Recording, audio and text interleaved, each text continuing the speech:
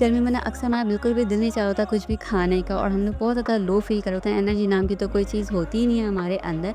बहुत सुस्त और थका-थका सा फील कर होते हैं। तो आज आप लोग के लिए जो ना एनर्जी को बूस्ट करने वाली बहुत ही ज़बरदस्त किस्म की हेल्दी सैलेड की रेसिपी को लेकर आई हूँ। तो सबसे पहले मैंने यहाँ पर जो ना कैरेट कट कर लिया। अच्छे से सारी सब्ज़ी को ना आपने वॉश कर लेना है, ठीक है? फिर यहाँ पर मैं कैबेज को कट कर रही हूँ। जिस भी शेप में जैसे भी आप कट करना चाहें कट कर सकते हैं। कोई हार्ड एंड फास्ट रूल नहीं है जी, अपनी मर्ज़ी से कट करके बना सकते हैं, ठीक है?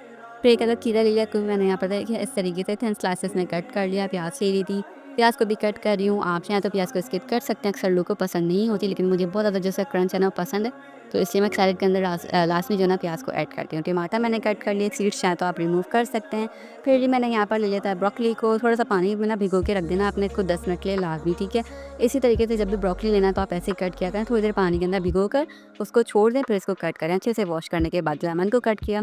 फिर यहाँ पर मैंने खाने का चम्मच भर के जी ले लिया था ऑलिव ऑयल को। यहाँ पर आप नॉर्मल जो है ऑयल वो भी इस्तेमाल कर सकते हैं। थोड़ा सा ब्लैक पेपर ऐड किया, टेस्ट के अकॉर्डिंग सॉल्ट को ऐड किया, अच्छे से मिक्स किया। आप इसकी जगह जो ना हनी का भी इस्तेमाल कर सकते हैं, इनकेस आपको पसंद है। मुझे जो ना मीठा पसंद नहीं है तो इसलिए मैंने स्किप कर दिया। सारी वेजिटेबल्स जो मैंने कट करके रखी थी एक अदद बोल के अंदर, सारी की सारी वेजिटेबल्स को मैंने इस तरीके से कट कर दिया। तो जी आप जो है ना इसके अंदर बॉइल्ड या फिर जो चिकन टिक्का होता है ना वो भी आप जो ऐड कर सकते हैं। बॉइल्ड चिकन या फिर चिकन टिक्का ऐड कर सकते हैं, ठीक है? ड्रेसिंग ऐड की, अच्छे से मिक्स किया और यहाँ पर मज़ेदार किस्म की हमारी जो हेल्दी थी सैलेड है वो बन के तैयार हो गई। इसको खाएंगे ना तो आपका दिल खुश हो जाएगा। इतना आप जो है ना जैसे थके हुए लोग होते हैं ना, आप यूँ समझिए कि आपके अंदर इंस्टेंट एनर्जी आ जाएगी खाने के बाद और बहुत ही रिलैक्स जो है ना आप फील करेंगे। बस इसको खाए पिए, ऐश कीजिएगा, अपना ख्याल रखिएगा, खुश रहेगा। अल्लाह हाफ़िज़।